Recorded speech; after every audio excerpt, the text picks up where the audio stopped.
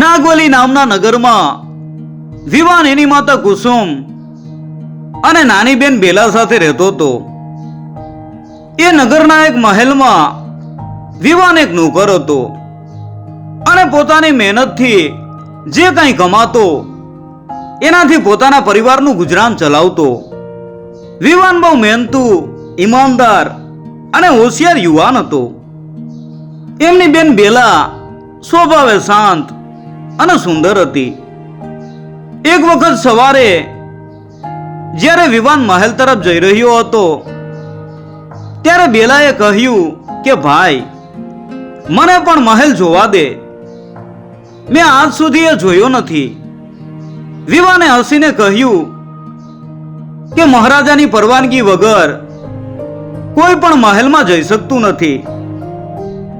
આ સાંભળીને બેલા ગુસ્સે થઈ ગઈ અને રડતી રડતી અંદર ચાલી ગઈ.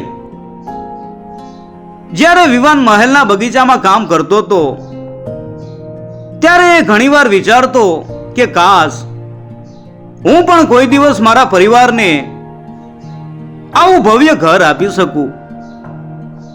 પછી તે પોતાની કલ્પના ઉપર હસીને પોતાના કામમાં લાગી જતો. નાગવલીના મહારાજ રાજેન્દ્રસિંહ ધાર્મિક અને ન્યાયી રાજા હતા. એમનો એકનો એક પુત્ર યુવરાજ અનીસ રાજાને પોતાના જીવથી પણ વધારે વહાલો હતો. પ્રજા સુખેથી અને શાંતિથી રહેતી હતી અને રાજા હંમેશા એમના ભલા માટે તૈયાર રહેતા. એક દિવસ જ્યારે રાજા દરબારમાં બેઠા હતા ત્યારે એક વૃદ્ધ ખેડૂત ગોવર્ધન રડતો રડતો એમની પાસે આવ્યો. રાજાએ પૂછ્યું, તું કેમ રડે છે ગોવર્ધન? તારી સમસ્યા મને કે. ગોવર્ધને ધ્રુજતા ધ્રુજતા કહ્યું કે મહારાજ, મારી દીકરી ગઈકાલે રાત્રે અચાનક વાડામાંથી ગુમ થઈ ગઈ છે. અમે આખા શહેરમાં શોધી પણ એ મળી નહીં. રાજાએ ગંભીરતાથી કહ્યું, તમે ફરી એકવાર શોધો. જો તે કાલ સુધીમાં ન મળે તો હું મારા સૈનિકોને એને શોધવાનો આદેશ આપીશ. પણ બીજા દિવસે ફરી કોઈ દરબારમાં આવ્યું અને એમની દીકરી ગુમ થવાની ફરિયાદ કરી. હવે આ રોજિંદી વાત બની ગઈ હતી. ચિંતાતુર રાજાએ કહ્યું, આ એક ગંભીર સમસ્યા બની ગઈ છે. હું તાત્કાલિક આદેશ આપું છું કે જે કોઈ આ દીકરીઓને ગુમ કરી રહ્યું છે તેને પકડી લેવામાં આવે. તે દિવસે રાજેન્દ્રસિંહે નાગવલી શહેરની આસપાસ કડક સુરક્ષા વ્યવસ્થાનો આદેશ આપ્યો હતો. કોઈ અજાણી વ્યક્તિ તપાસ કર્યા વિના શહેરમાં પ્રવેશી કે બહાર નીકળી ન શકે તે માટે વ્યવસ્થા કરવામાં આવી હતી. શહેરના દરેક દરવાજા ઉપર સૈનિકો તૈનાત કરવામાં આવ્યા હતા અને નાગરિકોને પણ સતર્ક કરવામાં આવ્યા હતા. પણ આટલી કડક સુરક્ષા વ્યવસ્થા હોવા છતાં બીજા દિવસે સવારે એક વૃદ્ધ ખેડૂત ધ્રુજતા પગલાઓ સાથે દરબારમાં આવ્યો અને ખૂબ રડતા રડતા બોલ્યો કે મહારાજ, કોઈ મારા એકના એક પુત્ર ધ્રુવને લઈ ગયું છે. કૃપા કરીને મને મદદ કરો. એટલે રાજાએ ગંભીર અવાજમાં કહ્યું, હું તમારી પીડા સમજુ છું. અત્યાર સુધી મેં દીકરીઓના ગુમ થવા વિશે સાંભળ્યું હતું, પરંતુ હવે દીકરાઓ પણ ગુમ થવા લાગ્યા છે. આ વધુ ચિંતાનો વિષય છે. આજથી શહેરની સુરક્ષા વધુ કડક બનાવવામાં આવશે. પછી એણે દરબારમાં ઉભેલા વિવાનને બોલાવ્યો, જે એક મહેનતુ અને બુદ્ધિશાળી યુવાન હતો અને એ મહેલની લાઇબ્રેરીમાં કામ કરતો હતો. રાજાએ કહ્યું કે વિવાન, હું તને એક ખૂબ જ મહત્વપૂર્ણ કાર્ય સોંપી રહ્યો છું. કોઈ રહસ્યમય શક્તિ શહેરની શાંતિને ખલેલ પહોંચાડી રહી છે. હું ઈચ્છું છું કે તું શહેરમાં રહે અને આ ગુમ કરવા માટે કોણ જવાબદાર છે તે શોધ. જો જરૂર પડે તો કેટલાક વિશ્વાસપાત્ર લોકોને તારી સાથે લઈ જા. વિવાને મહારાજને માથું નમાવીને જવાબ આપ્યો અને તે જ શાંતિ તેણે રાત્રે ગુપ્ત રીતે શહેરનું નિરીક્ષણ કરવાનું શરૂ કર્યું. તે એક અંધારી રાત હતી. વિવાન છત પાછળ બેઠો હતો. પછી એણે કંઈક અસામાન્ય જોયું. ભયંકર વરુ જેવા ચહેરાવાળો એક માનવીય પ્રાણી આકાશમાં ઉડતો હતો. એની ચમકતી લાલ આંખો અને તીક્ષ્ણ પંજા જોઈને વિવાનના રૂવાડા ઊભા થઈ ગયા. હે ભગવાન, આ કોઈ શેતાની શક્તિ છે. આ પ્રાણી એક ઘરની નજીક ઉતર્યું અને થોડી વારમાં ત્યાંથી ગાયબ થઈ ગયું. વિવાન તે ઘર તરફ દોડી ગયો જ્યાં એક વૃદ્ધ ખેડૂત રહેતો હતો. વિવાને એને પૂછ્યું, શું તમારો દીકરો અહીં હતો? ખેડૂતે ધ્રુજતા ધ્રુજતા કહ્યું, ત્યાં સૂતો હતો, પણ હવે પલંગ ખાલી છે. બીજા દિવસે વિવાને રાજા રાજેન્દ્રસિંહને આખી વાત કરી. રાજાએ કહ્યું કે વિવાન, આ બધું આશ્ચર્યજનક લાગે છે. એટલે વિવાને કહ્યું કે મહારાજ, જો તમે કહો તો આજે રાત્રે આપણે કેટલાક ગામ લોકોને સાથે લઈ જઈશું અને નજર રાખશું. જો તે પ્રાણી ફરીથી આવશે તો આપણે તેને જોઈ શકશું અને એને પકડવાનો પ્રયાસ પણ કરશું. રાજાએ સંમતિથી માથું હલાવ્યું. બીજી રાત્રે વિવાને કેટલાક વિશ્વાસુ યુવાનો સાથે શહેરના ઉત્તરીય ભાગમાં નજર રાખવાનું શરૂ કર્યું. બધા પોતાના શસ્ત્રો લઈને સતર્ક હતા. ગામ લોકોમાં ગભરાટ ફેલાઈ ગયો હતો અને તેઓ એકબીજાને કહેવા લાગ્યા, વિવાનની વાત સાંભળીને મને ડર લાગે છે. જો આ વિચિત્ર માનવ આપણા ઉપર હુમલો કરશે તો શું થશે? એટલે વિવાન બોલ્યો, આપણે ઘણા બધા લોકો છીએ અને આપણી પાસે હથિયારો પણ છે.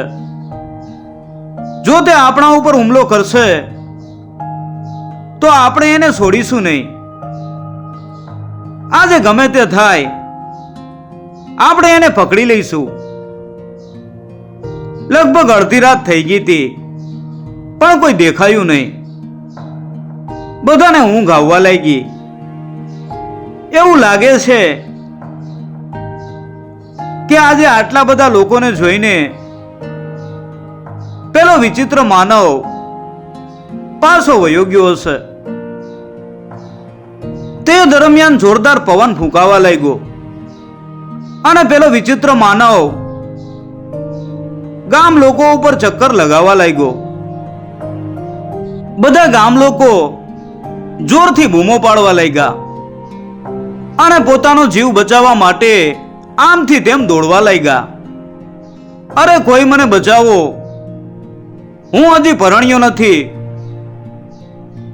હું મરવા નથી માંગતો, મને બચાવો, મેં ભૂલ કરી.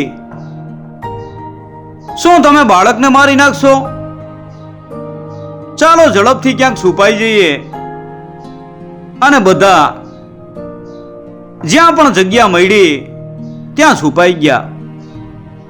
પરંતુ વિવાને ખૂબ બહાદુરી બતાવી અને એને પકડવાનો પ્રયાસ શરૂ કર્યો.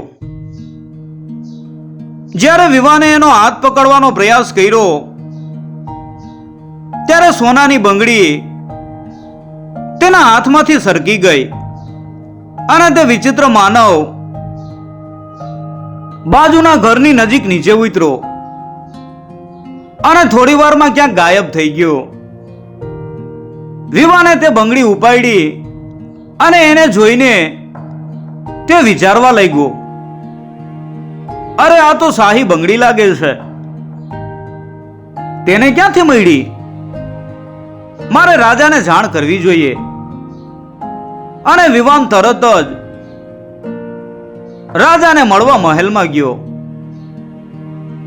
તેને જોઈને રાજાએ કહ્યું, અરે વિવાન, શું વાત છે? તું આટલી મોડી રાત્રે મહેલમાં આવ્યો છે?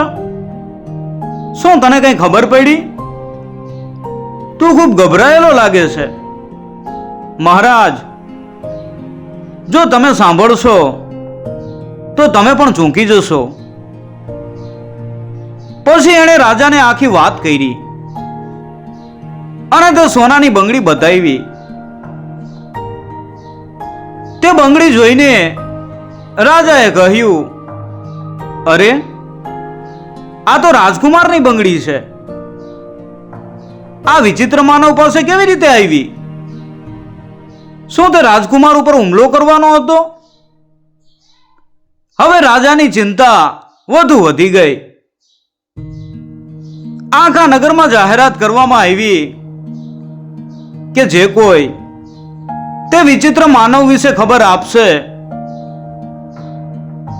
અથવા તેને પકડીને લાવશે તો મહારાજ તેના માટે એક મોટી હવેલી બનાવશે અને તેના પરિવાર માટે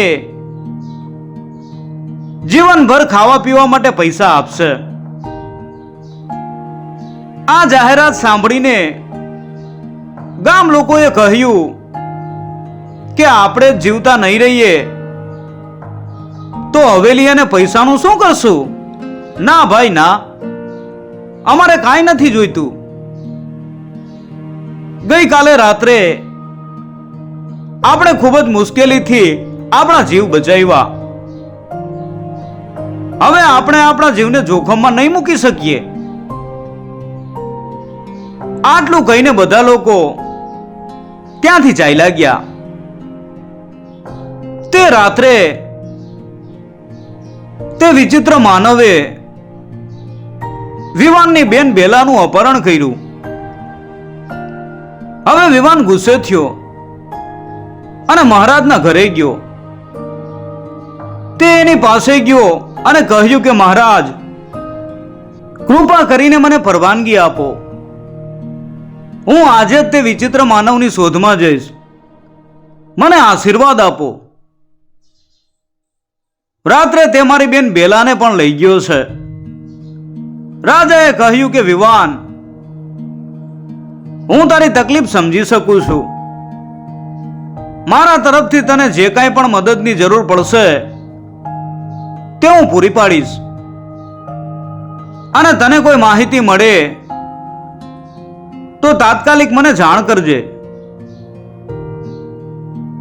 વિવાન મહારાજને પ્રણામ કરે છે અને વિચિત્ર માનવની શોધમાં નીકળે છે. ઘણું ચાલ્યા પછી તે એક નિર્જન જગ્યાએ આવે છે.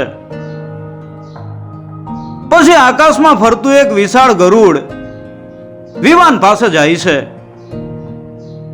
વિવાન તેને જોઈને ડરી જાય છે. પછી તે ગરુડ બોલ્યું, તું કોણ છે? તું અહીં કેમ આવ્યો છે? હું વિવાન છું.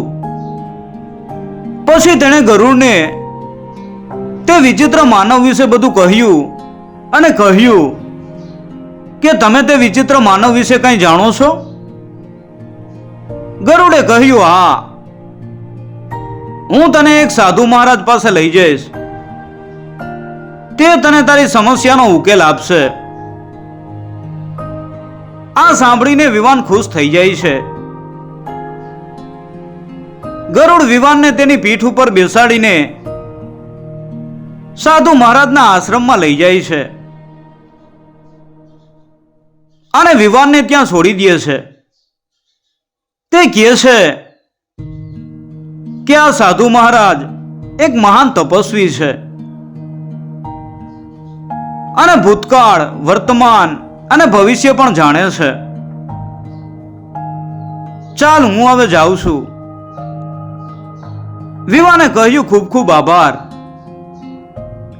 વિવાન તે આશ્રમમાં ગયો અને ત્યાં એક સાધુ મહારાજને તપસ્યા કરતા જોયા. વિવાન બોલ્યો, શું હું અંદર આવી શકું? સાધુ મહારાજે આંખો ખોલી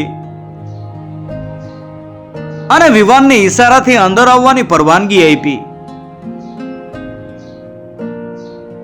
વિવાન તેની સામે જઈને બેઠો. થોડી વાર પછી સાધુ મહારાજે કહ્યું કે બોલ દીકરા, તું આ જંગલમાં શું કરવા આવ્યો છે? વિવાન બોલ્યો, સાધુ મહારાજ, મારું નામ વિવાન છે. મારા શહેરના લોકો ખૂબ જ પરેશાન થઈ ગયા છે. પછી વિવાને આખી વાત સાધુ મહારાજને કરી.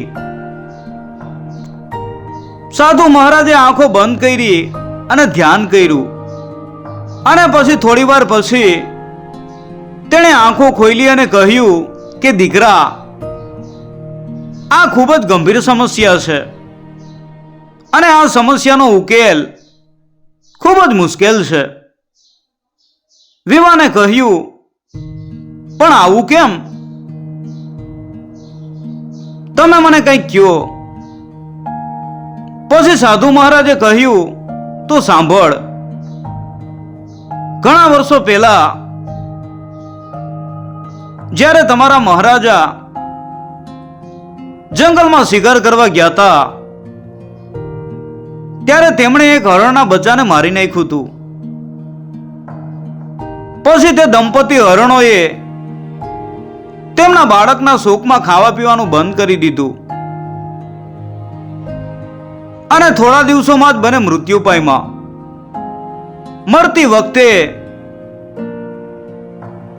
તેઓએ રાજાને શ્રાપ આપ્યો હતો કે જ્યારે તમારે બાળક થશે અને જ્યારે તે મોટો થશે ત્યારે તે વિચિત્ર માનવ બનશે અને તમારા પોતાના શહેરમાં જ આતંક ફેલાવશે. પછી તમને ખબર પડશે કે નિર્દોષ પ્રાણીઓનો શિકાર કરવાનું પરિણામ શું આવે છે. અને પછી અમારી જેમ તમે પણ તમારા પુત્રના મૃત્યુનું દુઃખ ભોગવશો. વિવાને કહ્યું, સાધુ મહારાજ, પરંતુ મહારાજને આ શ્રાપ વિશે કંઈ ખબર નથી. સાધુ મહારાજે કહ્યું કે તેને કેવી રીતે ખબર પડે? કારણ કે તેને આ શ્રાપ હરણોએ મૃત્યુ પહેલા આપ્યો હતો અને ત્યાં સુધીમાં તમારા મહારાજ ત્યાંથી ચાલ્યા ગયા હતા. આમ કહીને સાધુ મહારાજ વિવાનને તેના આશ્રમથી થોડેક દૂર એક ઝાડ પાસે લઈ ગયા અને કહ્યું, આ જુઓ, આ એ જ જગ્યા છે જ્યાં મહારાજે તે હરણના બચ્ચાને મારી નાખ્યું હતું અને અહીં જ હરણ દંપતીએ મરતી વખતે મહારાજને શ્રાપ આપ્યો હતો. એટલે વિવાન બોલ્યો કે સાધુ મહારાજ, આપણા મહારાજ વતી હું તે નિર્દોષ જીવો માટે ક્ષમા માંગુ છું. તે સમયે તે મોટું ગરુડ તે ઝાડ ઉપર બેઠું હતું અને સાધુ મહારાજ અને વિવાન વચ્ચેની વાતચીત એ સાંભળી રહ્યું હતું. પણ સાધુ મહારાજ, મારે મારી બેન અને ગામની અન્ય છોકરીઓનો જીવ બચાવવો છે. મને કહો કે મારે શું કરવું જોઈએ. સાધુ મહારાજે કહ્યું, એના માટે તારે ખૂબ જ મુશ્કેલ કામ કરવું પડશે. વિવાને કહ્યું, તમે જે કહો તે કરવા માટે હું તૈયાર છું, મને આદેશ આપો. સાધુ મહારાજે કહ્યું, તારે અહીંથી દૂર જંગલમાં ખંડેર જેવી જગ્યાએ જવું પડશે, કારણ કે તે વિચિત્ર માનવ ત્યાંથી બધી છોકરીઓનું અપહરણ કરે છે. પણ સાધુ મહારાજ, હું ત્યાં કેવી રીતે જઈશ? જેમ તું અહીં સુધી આવ્યો છે એવી જ રીતે તું તે જગ્યાએ પણ પહોંચી જઈશ. તારે ત્યાં છુપાઈને તે વિચિત્ર માનવની રાહ જોવી પડશે. વિવાને કહ્યું, જો તે મારા ઉપર હુમલો કરશે તો? સાધુ મહારાજે કહ્યું, તે વિચિત્ર માનવનો જીવ તેની પૂંછડીમાં છે, તેથી તેને મારવા માટે તારે એની પૂંછડી કાપવી પડશે.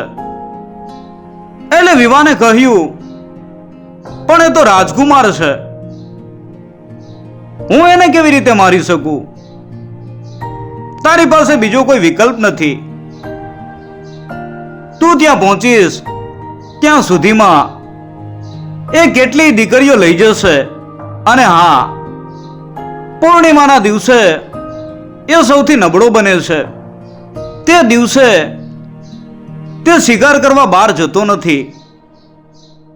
આખા મહિનામાં ફક્ત એ જ દિવસે તે સૌથી નબળો હોય છે.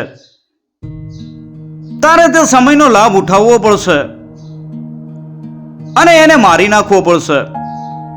વિવાને કહ્યું, મને આજ્ઞા આપો મહારાજ. સાધુ મહારાજે કહ્યું, એક વાત યાદ રાખજે, તારે તે વિચિત્ર માનવની પૂંછડી કાપીને અહીં લાવવી પડશે અને તે પૂંછડી આ જ જગ્યાએ રાખવી પડશે. એટલે વિવાન બોલ્યો, પણ એવું કેમ? મને કયો, તો જ તે હરણ દંપતીના આત્માઓને શાંતિ મળશે અને એમને મુક્તિ મળશે. ઠીક છે સાધુ મહારાજ. સાધુ મહારાજને પ્રણામ કર્યા પછી વિવાન ત્યાંથી નીકળી જાય છે અને સાધુ મહારાજે બતાવેલા માર્ગ ઉપર ચાલવાનું શરૂ કરે છે. પછી તે એક ખૂબ જ ડરામણી જગ્યાએ આવે છે અને એને લાગે છે કે આ ખૂબ જ ડરામણું જંગલ છે, હું અહીંથી પાછો નહીં ફરી શકું. હે ભગવાન, કૃપા કરીને મને મદદ કરો. પછી તે મોટું ગરુડ ત્યાં પાછું આવે છે. વિવાને તે ગરુડને કહ્યું, તું મને આ ભયાનક જંગલમાંથી બહાર નીકળવામાં મદદ કરીશ? ગરુડે કહ્યું, આ જંગલમાં ખૂબ જ ખતરનાક પ્રાણીઓ રહે છે અને તેઓ ગમે ત્યારે તારા ઉપર હુમલો કરી શકે છે. મારી પીઠ ઉપર બેસ, હું તને આ જંગલ પાર કરાવીશ. વિવાને કહ્યું, આભાર, પણ તમે મને કેમ મદદ કરી રહ્યા છો? એટલે ગરુડે કહ્યું, તમને તે પછી ખબર પડશે. પછી ગરુડ વિવાનને તેની પીઠ ઉપર બેસાડીને જંગલ પાર કરવામાં મદદ કરે છે અને કહે છે, હવે તારે એકલા જવું પડશે, કારણ કે આ જંગલ અહીં સમાપ્ત થાય છે. આગળનો રસ્તો વધુ મુશ્કેલ હતો. ખૂબ જ મુશ્કેલીથી વિવાન એક ખંડેર જેવી જગ્યાએ પહોંચે છે અને જુએ છે કે વિચિત્ર માનવે તેની બેન અને બીજી છોકરીઓને કેદ કરી હતી. વિચિત્ર માનવ ત્યાં નહોતો. વિવાને તેની બેનને જોઈ અને કહ્યું કે બેલા, હું વિવાન છું, તું ઠીક છે ને? બેલાએ વિવાનને જોયો અને કહ્યું કે ભાઈ, કૃપા કરીને અમને બચાવો. અમને તે વિચિત્ર માણસથી ખૂબ ડર લાગે છે. વિવાને કહ્યું કે બેલા, તું થોડીક ધીરજ રાખ. હું અહીં છુપાઈને તે વિચિત્ર માણસની રાહ જોઈશ, પણ તું કઈ કહેતી નહીં. ઠીક છે ભાઈ, તારું ધ્યાન રાખજે. પછી વિવાન ત્યાં શાંતિથી બેઠો. તેણે જોયું કે થોડાક સમય પછી તે વિચિત્ર માણસ ગામમાંથી બીજી છોકરી લાવ્યો. વિવાન તે છોકરીને ઓળખી ગયો કે આ તો રામા કાકાની પુત્રી છે. આ વિચિત્ર માણસ દિવસ દરમિયાન રાજકુમાર તરીકે મહેલમાં રહે છે અને રાત્રે તે વરુ બનીને આતંક મચાવે છે. આજે હું આ વરુને પાઠ ભણાવીશ. તે આખી રાત ત્યાં છુપાયેલો રહ્યો. બીજા દિવસે પૂર્ણિમાની સાથે જ વરુ મહેલમાં જવા માટે નીકળી પડે છે. વિવાન તેના ઉપર હુમલો કરે છે અને તેનું માથું શરીરથી કાપી નાખે છે. પરંતુ થોડા સમય પછી તે ફરી જોડાઈ જાય છે. આ રીતે વિવાન અને વિચિત્ર માનવ વચ્ચે ભીષણ યુદ્ધ થાય છે. વિવાન થાકીને નીચે પડવા જતો હતો ત્યારે અચાનક તેને યાદ આવે છે અને તે તરત જ ઊભો થયો અને પ્રકાશિત જગ્યાએ દોડી ગયો. વિચિત્ર માણસ વિવાનની પાછળ બહાર આવે છે, પણ ચાંદનીમાં આવતાની સાથે જ તે નબળો પડી જાય છે અને વિવાનાનો ફાયદો ઉઠાવીને વિચિત્ર માણસની પૂંછડી કાપી નાખે છે. પૂંછડી કાપતાની સાથે જ વરુ માણસ ત્યાં જ પડી ગયો અને મૃત્યુ પામ્યો. મરતી વખતે તે રાજકુમારના રૂપમાં પાછો આવ્યો અને વિવાનને કહ્યું કે વિવાન, કૃપા કરીને મને માફ કર. આમાં મારી ભૂલ નથી. સારું થયું કે તે મને આ શાપિત જીવનમાંથી મુક્ત કર્યો. કૃપા કરીને મને માફ કર. રાજકુમારે કહ્યું કે હું આ બેવડા જીવનમાંથી છુટકારો મેળવવા માંગતો હતો. મારા પિતાને કહેવા માંગતો હતો કે મારા મૃત્યુ ઉપર દુખી ના થતા. આટલું કહીને રાજકુમારે પોતાનો જીવ આપી દીધો. વિવાને ઝડપથી તેની બેન બેલા અને ગામની અન્ય છોકરીઓને ત્યાંથી બચાવી લીધી. બેલાએ કહ્યું, ભાઈ, આજે તમે અમારા બધાના જીવ બચાવ્યા છે. આ વિચિત્ર માણસ ખૂબ જ ખતરનાક હતો. વિવાને કહ્યું, હવે તે મરી ગયો છે.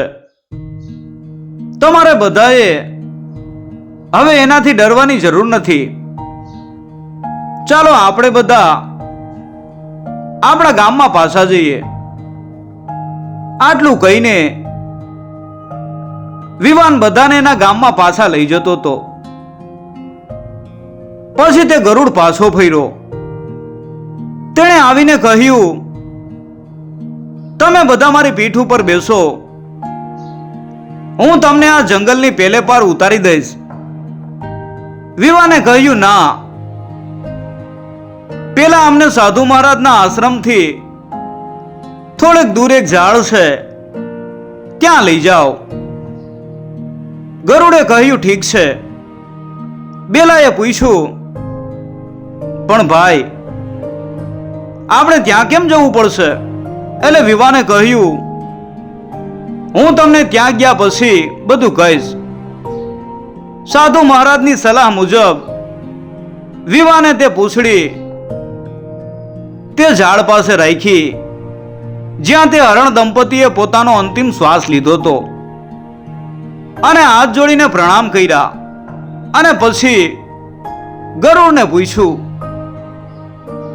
હવે મને કહો કે તમે અમને કેમ મદદ કરી રહ્યા હતા? એટલે ગરુડે કહ્યું, આજે મારો બદલો પૂરો થયો છે. હું તે હરણના બાળકની માતા છું, એટલે મેં તમને તે વિચિત્ર માણસ એટલે કે રાજકુમારને મારવામાં મદદ કરી. હવે મારા આત્માને શાંતિ મળશે. આટલું કહીને ગરુડ ત્યાંથી ગાયબ થઈ ગયું. આ જોઈને વિવાન અને બધી છોકરીઓ દંગ રહી ગયા. વિવાન બધી છોકરીઓને શહેરમાં પાછી લઈ જાય છે અને ગામ લોકો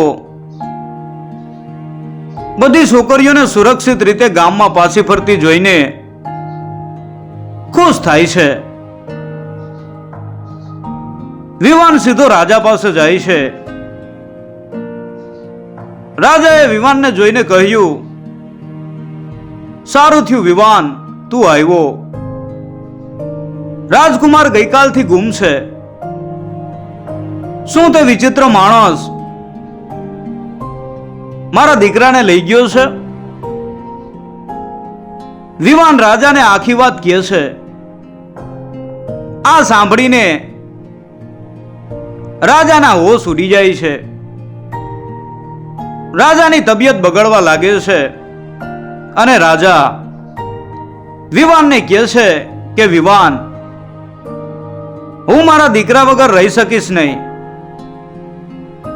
મને હવે જીવવાની કોઈ ઈચ્છા નથી રહી. મારા કારણે મારો દીકરો હવે આ દુનિયામાં નથી. મારા મૃત્યુ પછી તું આ સિંહાસન ઉપર બેસજે અને મારા રાજ્યનું રક્ષણ કરજે. હું આ બધું તારા ઉપર છોડું છું. વિવાન બોલ્યો, ના મહારાજ, હું તમને કાંઈ નહીં થવા દઉં. વિવાન કાંઈ બોલે એ પહેલા જ મહારાજ પોતાનો જીવ આપી દે છે. મહારાજના જવાથી વિવાન ખૂબ જ દુઃખી થાય છે અને રડતા રડતા પોતાની જાતને કહે છે, હું હંમેશા મારા પરિવારને મહેલ જેવા ઘરમાં રાખવા માંગતો હતો, પણ મેં ક્યારેય મહારાજનું ખરાબ નહોતું વિચાર્યું. હું મહારાજને આપેલા વચનને પૂર્ણ કરીશ અને પ્રજાના સુખ અને સલામતી માટે મારું જીવન સમર્પિત કરીશ. વિવાને મહારાજ અને રાજકુમારના આત્માની શાંતિ માટે પૂજા કરી અને ગરીબોને દાન આપ્યું. થોડા દિવસો પછી વિવાન રાજા બની ગયો અને મહારાજને આપેલા વચનને પૂર્ણ કર્યું. તે પોતાની પ્રજાના સુખ અને સલામતીની જવાબદારી લઈને એક સારા અને સાચા રાજા તરીકેની પોતાની જવાબદારી નિભાવે છે.